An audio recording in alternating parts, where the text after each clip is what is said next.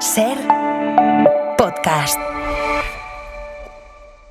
Hola a todas, a todos, bienvenidos a otro episodio más de Esto con Franco no pasaba. Aquí a mi ladito, como siempre, Antonio Dico. Hola, ¿qué tal? ¿Qué tal, Gemma Jiménez? ¿Cómo estás? Hoy Encantado de estar aquí otra vez. Un tema potente, ¿eh? Nos toca temazo. Yo diría que Sí. es el gran tema del momento. Vamos a cebarlo un poco, ¿no? Sí, es una de las cosas que más preocupa a la gente en España. De hecho, creo que según el último CIS está a la cabeza de preocupaciones. No me aguanto más. Es la vivienda. Es la vivienda, es la vivienda. Si quieres sigo jugando, pero no, es la vivienda. Tu trending topic también favorito. Mi trending topic favorito. Yo no sé tú, pero bueno, somos más o menos de la misma generación y a mí me pasa que cada vez que me junto con mis amigas sale el tema de la vivienda. La que se acaba de comprar el piso, con su novio por supuesto, la que tiene de casero a su abuelo, entonces no le sube el alquiler, la que está haciendo 50.000 mudanzas al año. Yo en mi caso, que tú lo conoces, me independicé el año pasado con 28 años, tengo la suerte de que vivo en Getafe, entonces nunca he tenido que independizarme para ir a la universidad, por ejemplo, o para ir al trabajo moverme, pero madre mía, me ha costado Dios y ayuda independizarme porque lo he tenido que hacer con mi pareja, por supuesto. Evidentemente. Tienes el privilegio de haberte podido independizar e independizarte en Getafe. Sí, sí. ¿Qué más se puede pedir, no? El mejor sitio del mundo, y además he pasado de compartir piso con mis padres a hacerlo con mi novio, que es maravilloso también. O sea. Mi caso en realidad también es bastante paradigmático. Yo ya tengo la hipoteca desde hace 3 años, pero digo que es paradigmático porque a nosotros nos tuvieron que dejar dinero la familia para dar la famosísima entrada, ¿no? Si no era imposible para nosotros, ¿no? Sí. De hecho ahora nos pasa que, como a tantos jóvenes que sí hemos podido dar ese salto gracias a la familia, pagamos menos de hipoteca de lo que ya pagábamos de alquiler. Es que la verdad es que es muy fuerte. Y bueno, es que encima en España, que ya sabemos que está fatal la cosa, la edad de emancipación es a los 30 años. También te digo, poco me parece, porque sabiendo lo que hay por ahí, en Europa está como en 26 años y Ya en está España 30. Y yo creo que va a ir cada vez a más, porque es que es verdaderamente dramático.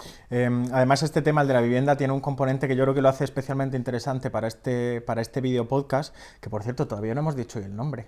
Esto con Franco no pasaba. Sí. Bueno, yo creo que se puede decir, que siempre, Sí, sí. que siempre viene bien. Digo Hay que meter la cuña ahí poquito a poco. Efectivamente, que se Que quede cale, en las que mentes de cale. la gente.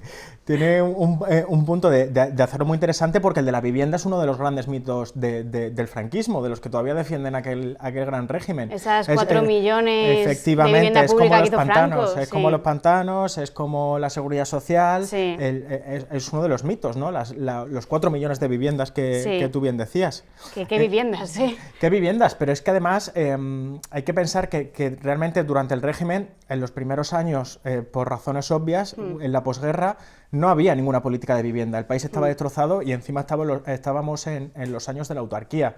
Es decir, los primeros años ni siquiera existía una política de vivienda.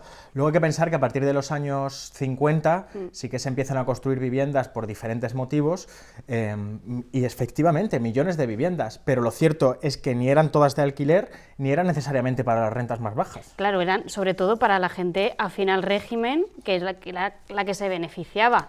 Y además que no está de más mencionar que fue cuando empezó la cultura del pelotazo, de los grandes constructores a beneficiarse un poco de todo, llevarse el dinero por todos lados. O sea, es que viene de ahí.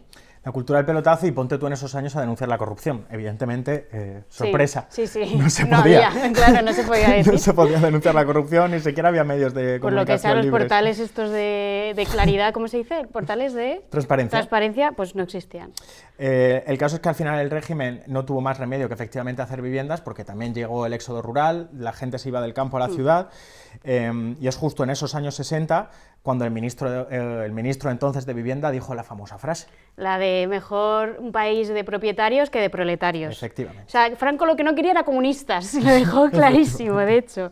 Es que, madre mía. Fíjate que te voy a dar un dato. En 1960 más de la mitad de las viviendas del país no tenían agua corriente. Pero es que en 1970, una década después, faltaban 5 años para que muriera Franco, el 20% de los hogares españoles seguía sin tener agua corriente. Y fue con el éxodo rural cuando empezaron a hacer pues las viviendas. Yo es que, claro, tengo el ejemplo muy cerca porque mis abuelos emigraron a Getafe y venían de, claro, hacer unos pisos que se hicieron que eran para meter a la gente y poco más. O sea, no había grandes lujos. El famoso pisito, el pisito. El pisito, como el libro de Rafael Azcona. el régimen lo que hacía era que te vendía esa prosperidad económica evidente y de repente llega esta película que es súper simbólica de aquella época porque de alguna forma se toma a coña, hace una sátira sobre hasta qué punto los españoles hacían lo que hiciera falta para conseguir el famoso pisito. Y si lo que hacía falta era casarte con tu casera porque tenía un alquiler de renta antigua y pagaba muy poco, pues lo hacías. Claro, o sea, para poner en contexto para la gente que no conozca, bueno, es un libro que luego se hizo película a los dos años, a finales de los 50. José Luis López Vázquez. Sí, era el prota y era que tenía pues unos 30 años y se quería casar con su novia y para eso, claro, tenía que comprarse un piso porque estaba claro que era lo que había que hacer y no podían comprarse un piso porque estaba carísimo. Entonces lo que hacen, o sea, la trama es muy actual, de hecho, porque para poder heredar se casa con su casera, una señora octogenaria, para luego heredar ese contrato como de alquiler pues antiguo que salía como súper barato. Es como un poco la sugar mami, como de aquella época, podemos decir. No sé si ya se manejaba ese concepto, pero efectivamente va por ahí la cosa. Lo puso de moda. El caso es que este rollo idílico de que durante la dictadura todo el mundo tenía un piso en propiedad y que cualquiera podía acceder a él, vamos, que no era verdad, que parece que es que en el régimen te regalaban la casa. Y esto con Franco no pasaba.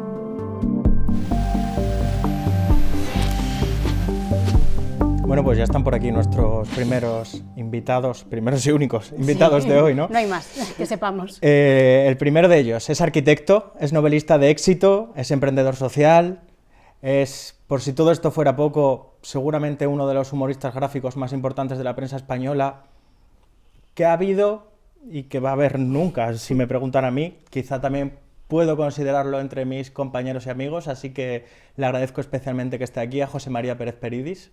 Bienvenido. A ver cómo salgo de esta. Yo sabía que a mí no me ibas a decir que no. Oye, José María, tú eres lo que se llama un niño de la posguerra, ¿no? Tú eres del año 41. Sí. Hoy estamos hablando de franquismo y de vivienda y de todo lo que vino después. Pero en esa época concreta, ¿tú recuerdas tu primera vivienda, en la que creciste, en la que con tus hermanos, con tu familia en Aguilar de Campo? Antes, yo tengo recuerdos de una vivienda en la que estuve con año y medio o 2. Una casita de pueblo, en Frama, en Liébana, con un robledal por la parte de atrás.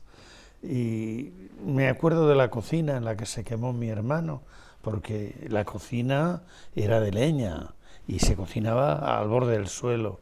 Allí estaba la leche, mi hermano Jesús, que era mayor que yo.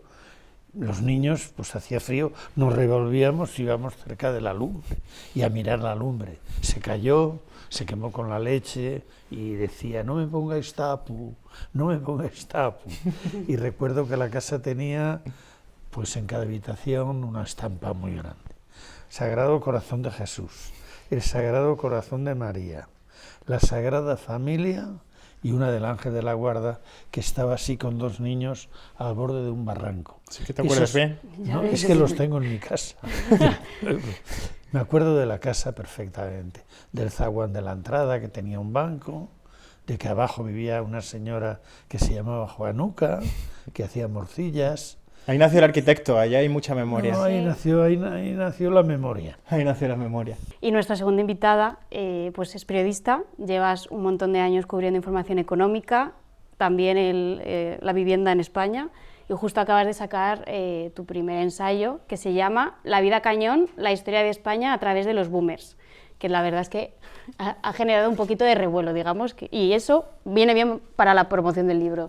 Analía Plaza, ¿qué tal? Bienvenida. Muy bien, muchas gracias por invitarme. Tú hace muy poquito te has convertido en propietaria, ¿no? Y te has bueno, como dirían los boomers, la casa es del banco. Efectivamente. Sí, yo me pude comprar un piso el año pasado, como en mayo del año pasado firmé la hipoteca, justo recién cumplidos los 36. O sea que ya pasé las estadísticas normalmente de vivienda se dan, de jóvenes se habla hasta los 35, o sea yo justo me pillé ya como de adulta, ¿no?, para estas estadísticas. Y sí, pues no sé, yo lo llamo un golpe de suerte más bien, porque sí, o sea, quiero decir, o sea, no conozco mucha gente, por no decir prácticamente nadie de mi edad, que se haya podido comprar el piso sin ningún tipo de ayuda familiar, económica. Y eso, o sea, creo que fue un golpe de suerte porque básicamente es como que cobré muy bien durante unos años y dije, vamos a ver, esta es la mía, no me voy a ver en otra de estas en mi vida, voy a ahorrar muchísimo y en cuanto me dio para el piso más barato de Madrid, pues que fui, básicamente. Hay que estar rápida en las alertas, eso es Sí, así. sí. Como ha dicho Vico, vamos a hablar hoy de franquismo y de vivienda. Vamos a ver una pequeña pieza en la calle para que hemos preguntado a jóvenes a ver qué opinan del tema de la vivienda y ahora seguimos. Creo que ahora mismo en el panorama actual no sería muy diferente en el caso de que o estuviéramos en dictadura o no. Es un problema complejo que tiene que ver con muchísimos factores y no creo que cambiara mucho la cosa, sinceramente. Que se compare cómo se está viviendo ahora con el tema de vivienda y los precios con la época de Franco o otras épocas, pues simplemente que no está bien informado porque no se pueden comparar dos épocas que son completamente distintas. Yo creo que hay que basarse en los hechos históricos y en los datos, en las cosas que pasan, en los hechos que hay, en las historias de la gente que vivió en esa época. Incluso en la época de la transición y todo eso, era más fácil conseguir casa que ahora, ¿sabes? De todas maneras, si no había dictadura, entonces... Escuchábamos en la calle, ¿no? La historia de la gente que vivió esa época, ¿no? Es tan importante. En este caso eres el único que ha vivido esa época, José María. Creo que cuando murió Franco tú tenías 30 y pocos, 34, 35 años. No quiero acordarme. No quieres acordarte de la edad, pero sí queríamos que hicieras ese ejercicio de memoria que ya nos has demostrado que tienes. ¿Cómo fue para ti la previa? Porque claro, ya lo hemos hablado en algún episodio anterior. Todos nosotros hemos estudiado lo que pasó y ya sabemos lo que pasaba, pero la gente que vivió en esa época no sabía en el 73 ni en el 74 lo que pasaba a partir del 75. Claro. Cuéntanos cómo fueron esos últimos años y el momento exacto, ¿no? Aquel 20 de noviembre. Pues incertidumbre. O sea, la sociedad española se había modernizado fundamentalmente por el turismo, pero vivíamos en una dictadura. Algunos habíamos salido al extranjero y veíamos lo que era la libertad, y además nos vacilaban como españoles, pues casi mirándonos por encima del hombro, sobre todo los franceses, lo llamaban el codillo, en vez del caudillo, la A y la U, el codillo, bueno, y era como si lleváramos una mochila llena de piedras, por ser españoles. Era con Portugal, en aquel momento, la única dictadura que había en Europa, ¿no? Y la falta de libertad, países que estaban ya muy modernizados, se notaba en el cine español ya pugnaba, pero había censura, ¿no? Había falta de libertades, no había libertad de asociación, ni libertad de reunión, ni libertad de prensa, ni libertad de culto, bueno, lo que es una dictadura, ¿no? No era la dictadura de los años de la posguerra, donde se fusilaba a la gente y punto. Era una dictadura blanda, ya habían venido los del Opus en el año 59, plan de desarrollo, liberalización, y entonces España iba poco a poco abriendo las puertas a través del turismo a Occidente. Cuando murió Franco, ¿tú ya tenías tu primer piso en propiedad o todavía no? Yo cuando murió Franco tenía mi piso en hipoteca. Casi. Pero bueno. ¿Cómo era ese piso? Que nos has contado Sí. el de un año de la vida. infancia. No, pero vamos a ver. Tu primer piso en Madrid, me refiero, ¿eh? No, vamos a ver. Mi primer piso que llegué en Madrid era una de esas colonias, la llaman de Valdezarza, que está más allá de Bravo Murillo, y yo recuerdo que vine del pueblo. En el pueblo teníamos una casa que había hecho mi padre tenía un horno de cal, cantera y piedra, y entonces hizo una casa de piedra que está en el pueblo. Bueno, y entonces teníamos una casa de pueblo, y llegué a Madrid y bueno, pues llegué a casa de un tío mío, que era del Tribunal de la Rota, y eran unos pisos de guardias civiles. Y entonces, pues bueno, era un pisito allá por la calle Colombia, que estaba bien. Y cuando ya vino la familia, yo había estado en una residencia del Hogar del Empleado. Y el Hogar del Empleado tenía una constructora benéfica que hizo pisos estupendos. Y estuve buscando pisos de segunda mano cuando me casé. Pero como no, pues no. Pero antes de todo eso, estuve en una casa que la cama estaba contra la ventana tenía estas estas persianas de librillo y a las 6 de la mañana pues me daba el sol en la cabeza. Y entonces eran pisos hechos de aquella manera. Y en las ciudades pues se construía, en las periferias sobre todo, pero dentro de la ciudad caían pisos, caían conventos y bueno, no se construía de aquella manera y eran las casitas iguales en toda España, que era de ladrillo, cara vista, un balconcillo con barrotitos así, porque daba un poco más de espacio, por lo menos para sacar la bombona. Pero es lo que decíais antes, no se pueden comparar dos épocas tan distintas de la historia. Si miras la renta, si miras el tipo de población, si miras la alfabetización, si miras la sanidad, pues es que estamos en otro mundo. Por poner un poco de contexto, quería aprovechar, Analía, tú lo has hecho muy bien en tu ensayo en La vida cañón.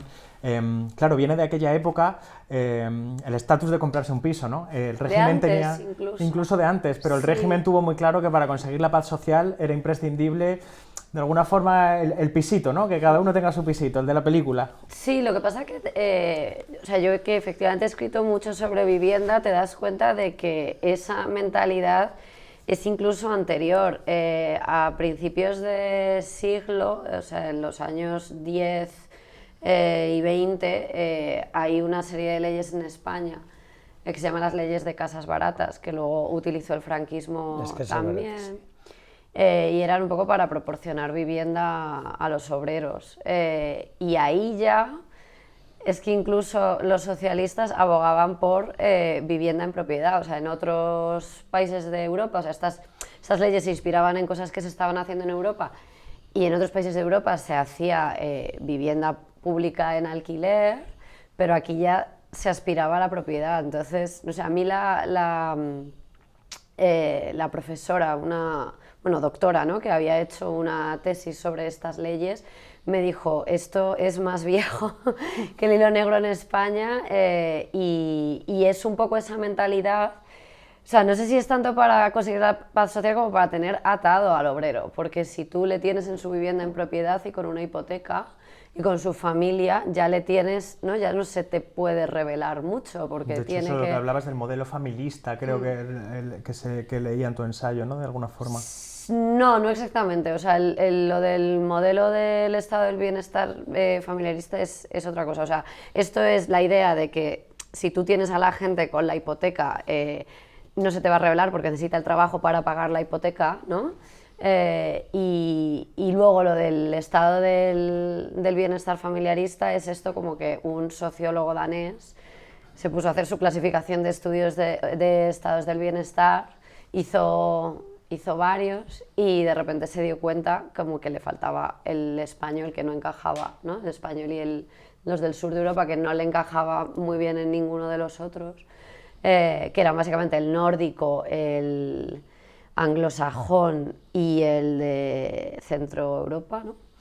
Y entonces se dio cuenta que el español era muy familiarista, porque delega mucha parte de la protección social en las familias. Pero todo viene, la vivienda estatal, de una frase o de una política de Arrese. Arrese era falangista, fue primer ministro de vivienda, y dijo, hagamos un país de propietarios y no de proletarios. Y eso significó una intervención pública, pero intervención pública tenían los regímenes fascistas y algunos socialdemócratas, fundamentalmente Italia y Alemania. Italia hizo unos barrios preciosos, porque había muy buenos arquitectos, y entonces pues lo van a ver los arquitectos porque son piezas históricas. ¿Aquí qué pasó? Pues no había muchos recursos y había una necesidad imperiosa de industrializar España. Pero es que aunque no industrializaras, como España ya nos exportaba por el bloqueo internacional productos agrícolas, pues la gente se venía del campo a la ciudad, porque en la ciudad hay más oportunidades, ¿no?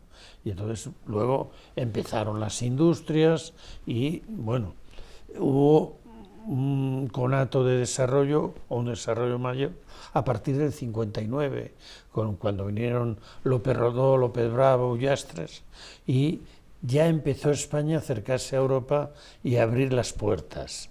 Y entonces, pues bueno, ya los bancos daban hipotecas, las cajas de ahorros sobre todo, y la gente se hipotecaba, pero no había pisos para tanta gente como venía.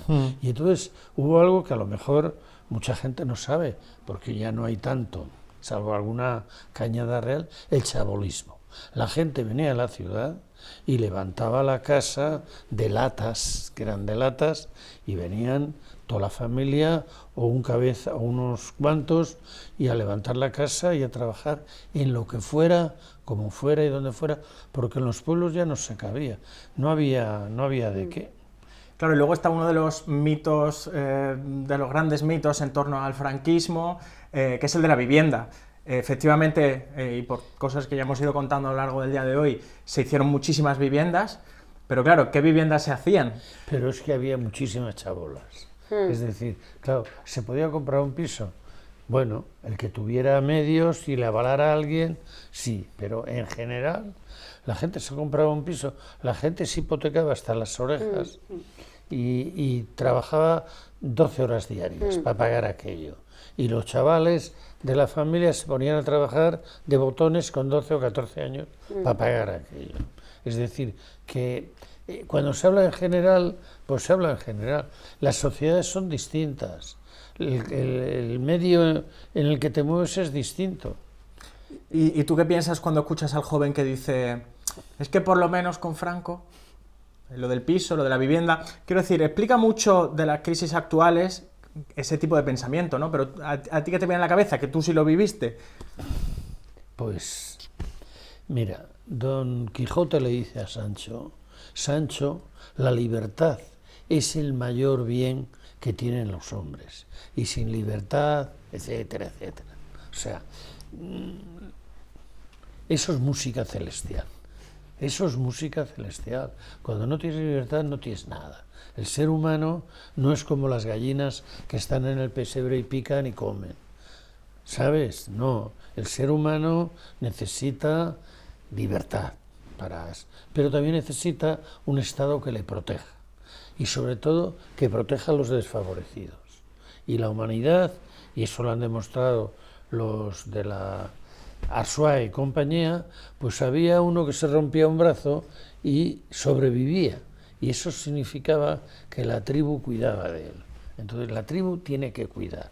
Y despedirnos del estado de bienestar, el mini estado de bienestar que tenemos, para ir a la ley de la selva, pues que vaya Trump con su trupe.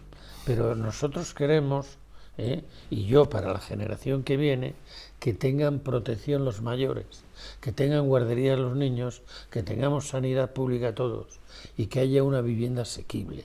Entonces los gobiernos tienen que proveer y garantizar esto.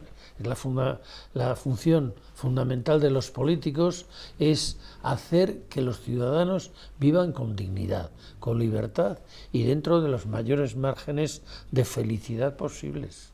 Creo que Gemma tiene una relación con Peridis que Peridis todavía no conoce. Sí, es que, bueno, mis abuelos, los maternos son de Extremadura y los paternos de Castilla-La Mancha, y ambos se vinieron a Madrid pues con el éxodo rural, como tantos, y se fueron a parar a Getafe, que es donde yo he nacido, y bueno, mis padres y tal. Y claro, yo tengo, me hace especial ilusión que estés aquí porque hay, bueno, en Getafe tenemos una calle con tu nombre, que la verdad es que tiene que ser increíble tener una calle con tu nombre. En Getafe. En Getafe sobre todo. Gemma no tardará. Escucha, no la tengo en Aguilar de Campo, la tengo en Getafe. Para que veas, el mejor sitio. Y porque, claro, tú has rehabilitado, conoces un montón las periferias, los barrios, los barrios periféricos que surgieron a raíz de acoger a toda esa gente que venía a trabajar a Madrid, y me gustaría que me contaras un poco cómo fue rehabilitarlos, cómo fue pues esos primeros pasos para diseñar esas construcciones. Yo sobre todo lo que me había especializado era en equipamiento cultural. A la raíz de la recuperación del monasterio de Aguilar, pues ya veía un edificio, la fábrica de harinas de Getafe. pues hicimos un teatro, Sí. el Teatro García Lorca, que está francamente Sí, bien. es un emblema de la ciudad. Es un emblema de la ciudad. La verdad. Y una cosa que me gustó mucho hacer fue el barrio de las Margaritas. Sí, que es de mis abuelos. De tus Entonces abuelos. también le tengo muchísimo Bueno, cariño. Fíjate, el mundo es un pañuelo. Sí. Y tú estás aquí por tu abuelo. Pues sí, gracias a mis abuelos, Entonces la verdad. es un barrio de casas de 5 pisos, sin ascensor, de ladrillo, pisitos de 50 metros, Sí. de habitaciones por debajo casi de los estándares mínimos, Sí. un aseíto baño con ducha o poliván, que lo llamaban, y tira escalera para arriba y escalera para abajo. Y luego el urbanismo, no se hablaba prácticamente el urbanismo. Había unos terrenos, se edificaba y bueno, pues ya vendrá el autobús y ¿dónde? Aún así, Metro. es mejor que mucho urbanismo moderno, debo decir, ¿eh? Bueno, vamos a ver. Sí. No, vamos a ver. Ahora mismo se están haciendo barrios que tampoco va a llegar nunca el autobús. Bueno, el autobús, el transporte a lo mejor, cosa que no sé ni cómo se autoriza. Bueno, pero por eso te digo que incluso No. si comparas, claro, yo no sé cómo estaban esos barrios en la época, claro, No, ahora habría puedes que ir a compararlos en cómo Puedes ir a ver las Margaritas. Seguramente sea mejor que el Cañaveral, por lo menos Bueno, en ahora Madrid se esté mayoritariamente pensando mucho. hay una legalidad, hay unos planes y Pero se unos hace- planes un poco anticuados, ¿no? Porque Yo el no lo plan sé, de- unos estarán más y otros estarán más. El hecho es que antes del piso estaba la chabola. Sí, total, Claro. total. Sí, Y sí, sí. entonces, claro, Yo soy lo de o la sea, chabola es que era de una problemática el extraordinaria. puente de Vallecas era de ¿Por chabolas, qué? básicamente. El agua. Pues el agua llegaba o no llegaba. Había una fuente y había que ir a coger el agua. En las aguas sucias, pues se hacía fosa. Es que era... La vida en las chabolas es una cosa. Lo vemos en las películas de Latinoamérica o ahora con los de No, la... pero ahora hay bastante... O sea, se ha hecho esta película, la del 47, ¿no? Que ya... Sí. Reivindica aquellos barrios, aquel Bueno, movimiento explica esta de- historia que sí. fue igual en Barcelona, en Bilbao seguramente fuera muy parecido también, en Madrid, todo el sur de Madrid era eso, hasta, no antes de ayer, pero casi, o sea, hasta los finales de los 70 no empieza de... Claro, al final de los 70... Ah, y quedan casitas por allí, yo pasé alguna veo, sí. Y luego, por supuesto, se va a dar la paradoja de que la generación posterior a los boomers, por una cuestión evidente de que acabaremos heredando parte de su patrimonio, ¿no? Sí. Y de alguna forma acabaremos siendo para las siguientes generaciones lo que para nosotros han sido los boomers. Bueno, pero claro, ahí es que habrá que ver, ¿no? Claro, ellos son una generación, los boomers, no los de los que estábamos hablando antes, que han acumulado como muchísimo patrimonio. De hecho, hablabas de brecha, ¿no? O sea, más Sí. que guerra o tal, hay brecha generacional total, pero por ejemplo hay una brecha muy gorda entre propietarios e inquilinos que normalmente te va a coincidir con edad, ¿no? También con nacionalidad, por supuesto, o sea, el inquilino, o sea, los extranjeros no europeos es casi el 60% son inquilinos, ¿vale? Pero por ejemplo, o sea, tengo un dato que estuve mirando que está guay. Tú tienes que un hogar propietario, su patrimonio mediano en España es de 208.000 euros, porque es la casa, básicamente. El no propietario es 5.000. O sea, tú tienes, o sea, el ser inquilino y ser propietario es una gran brecha. El inquilino de media, o sea, el inquilino es el doble, o sea, es la, vamos, no el, perdón, lo voy a repetir otra vez. El casero es el doble de rico que el inquilino, ¿vale? O sea, la renta mediana de un hogar que alquila es como de 40.000 euros anuales y el inquilino es de 18.000, o sea, es que no es ni, es menos de la mitad. Y el propietario que no alquila es 27.000, o sea, básicamente el inquilino es pobre, Sí. el propietario sin más está en el medio y el casero es rico, pero tampoco es millonario, entiéndeme, simplemente Sí, está sí, como, sí, sí. como en la parte alta de la barra. Entonces, la vivienda crea un montón de no solo generacional, sino eso. Y lo que decía, perdón, me estoy enrollando, luego cortáis. Volvemos a las margaritas, porque tiene que ver con lo que dices tú. ¿El qué? En las margaritas, los que compraron aquellos pisos Se les han in revalorizado illo un huevo. tempore, se han cambiado. Sí, Sí. No, son nuevos. Han dejado el piso, lo han alquilado a inmigrantes claro. y Esa es una super brecha. pasa en muchos sitios. Sí. Sí. Y entonces, claro, es que hay pocos nacimientos, pero hay mucha inmigración que trabajan y que alquilan viviendas, porque no tienen, algunos las compran, pero los menores. Ese ya es un punto. Luego está el turismo en la ciudad, sobre todo, en los centros históricos de ciudades importantes y medias. ¿Qué queda? Una vez que hubo la crisis de la subprime, porque es que en todo lo que estamos hablando ahora, la crisis del año 8, 9, 10, 11, 12... El estallido de la burbuja inmobiliaria. Había muchísimo suelo, muchísimo dinero para endeudarte que no podías pagar, las casas de ahorros, cajas de ahorros se vinieron abajo, algunos bancos se tambalearon, intervinieron los estados, quedó un agujero ahí con el banco malo, es decir, que a esta generación le ha pillado la bomba atómica. Sí, no, total, de hecho Le eso ha pillado marca la un bomba poco... atómica. Sí. Hay veces que... Pero para aclarar las cosas, creo que no hay otra solución. El mercado no va a ofrecer ese tipo de pisos. Y no los va a ofrecer por una razón, porque no se van a poder pagar las hipotecas con los sueldos que hay. Es decir, un joven hoy, con la situación de precariedad y los salarios bajos, pues no puede, a no ser que el padre y la madre claro, es lo que le decía paguen la él, entrada del piso. que es el mayor de los... O sea, lo normal El es quid de la eso. cuestión está en que tus padres o te dejen un piso o te paguen la entrada. O Sí. te quedes con ellos hasta los 30 y pico ahorrando. Bueno. En cualquier caso Sí. es como que construir tu vida adulta cada vez tardas más, porque en parte el rito de paso a la adultez en España era, bueno, te casas, el contrato Sí. indefinido y te compras el piso, firmas la hipoteca y Sí. ya tienes el hijo, ¿no? Y esto- O sea, es un poco Pues, como lo que sí. se hacía en PAC. Esto provoca un poco de frustración generacional porque da la sensación de que hagas lo que hagas, tienes trabajo pero no puedes comprarte un piso, no puedes irte de casa porque el alquiler está muy Pero alto. tiene un efecto terrible para el futuro de las pensiones, porque claro, hemos hecho una sociedad que es incapaz de dar un trabajo más o menos estable a los jóvenes por el sistema que hay. Ni bien remunerado. Ni bien remunerado ni estable. Una. Dos, la vivienda en alquiler es prácticamente imposible porque el Estado lleva mucho tiempo Haciendo sin hacer dejación vivienda de pública. funciones. Eso es. Yo el horizonte que veo es que hay poco Estado para hacer vivienda. Si ahora nos metemos en los armamentos, que tenemos que gastar el 3,5, dice el tonto de, 5 pedía, de Ruto. el 5 pedía, El ya 5 dijo pedía. Pedro Sánchez, ni de Pero yo coña, podía no pedir el llegamos. 16. No llegamos. Es decir, razóneme usted porque el 3... Es que tenemos que hacer bombas atómicas. Mire usted, por ahí no les sigo. Hagamos O sea, casas, ¿no? Hagamos casas. Hagamos casas. Bien. Hagamos casas. Claro, pero bueno, tú has mencionado el tema de las pensiones, al final donde se está yendo la mayoría del gasto público y donde va a seguir yéndose es a pensiones. Y eso tiene un coste de oportunidad no solo en vivienda y otras cosas y tal, sino por ejemplo en sanidad también, ¿no? O sea,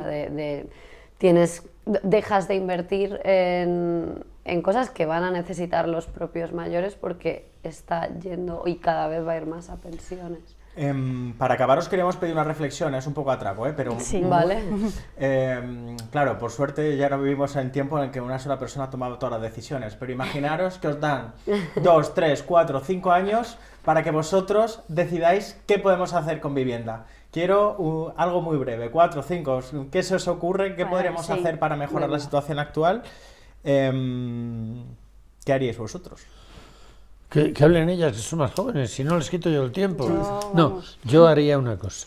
Primero, grabaría mucho los pisos vacíos, que no se alquilan, porque probablemente haya muchos más pisos vacíos de los que nos creemos. Yo no estoy tan segura. Bueno, una. Dos, haría vivienda pública en alquiler, sobre todo en rehabilitación y en los centros históricos. ¿Por qué?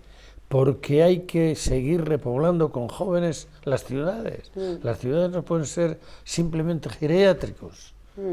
Y el comercio de proximidad. con los consiguientes equipamientos. Yo apostaría por la rehabilitación y apostaría por el alquiler y gravar mucho los pisos vacíos. A ver, lo mío va un poco en una línea parecida. En primer lugar, meter mucha inversión pública. Tú has dicho construir vivienda pública y rehabilitar, pues un poco lo mismo, puedes comprarla. O sea, tú como administración no necesitas construirla, pero tú puedes, de hecho, ejercer el derecho de tanteo y retracto, se llama, que esto lo hacen algunos ayuntamientos, que es como tú como administración tienes una preferencia para comprar un piso que sale a la venta porque esto es un interés público.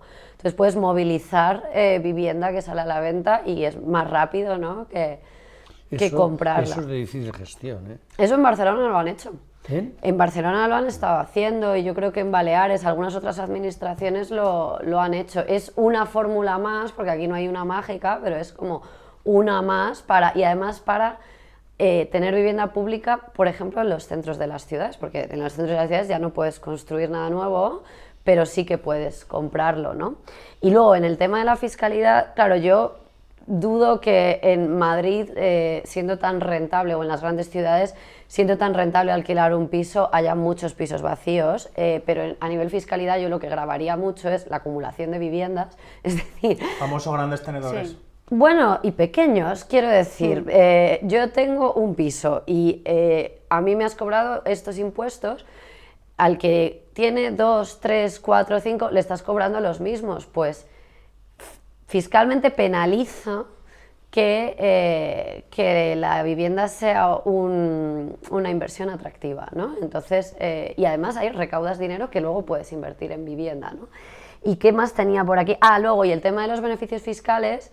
O sea, en España, hasta antes de ayer, a todo el mundo que alquila un piso se le dan como un gran beneficio fiscal en la declaración de la renta. Y ya la ley de vivienda, solo por no hacer nada, ya en la ley de vivienda han metido esta idea de, bueno, si tú alquilas en zona tensionada y entonces alquilas pues a este perfil o a este precio, tal, o sea, si te portas bien, por así decirlo, te doy más beneficio fiscal. Pues un poco trabajar en esa línea de o sea, te doy el beneficio fiscal si haces las cosas como yo quiero que las hagas, ¿no?, con mis objetivos. Yo creo que si sumamos los... Se lo pasamos ahora al gobierno o a quien sea Más que o menos, son ideas que está sobreanalizadísimo, Sí, el tema sí, de la sí, vivienda, obviamente. Pero también por un tema generacional y por no molestar demasiado al pequeño propietario español, pues no se toma... O sea, tú dile a... No sé, a eso, un boomer que el pisito en la playa le vas a poner un IBI más grande o tal, pues se te van a enfadar, ¿no? Hemos hablado del suelo, del Pero esa es problema otra, del claro. suelo. Porque yo cuando he pensado cómo se dispara el suelo y por qué se dispara, me imagino a estas criaturas en un patio, metidas en el patio. Y alguien desde la ventana le dice, estás esclavo con una argolla aquí durante 40 años para pagar el suelo en el que está la casa. Si me imagino eso, la verdad es que me deprimo muchísimo. Sí, Y ya me deprimo sí. mucho viendo Idealista. Ahora, o tú sea que- habla del suelo público. Habla del suelo público. De expropiar y de constituir bancos de suelo. Sí, a ver, hay muchos elementos. Habla de eso y ya verás. Se pueden hacer hay Ya muchas verás lo que fórmulas. pasa. Aquí vamos a tener que Sí. hacer una segunda... Sí, porque el tiempo se termina, es una pena, yo me quedaré aquí horas, así que muchísimas Horas, gracias. no, hombre, no. Sí, Hay sí, más- horas sí. Hay Hay más cosas que hacer por ahí.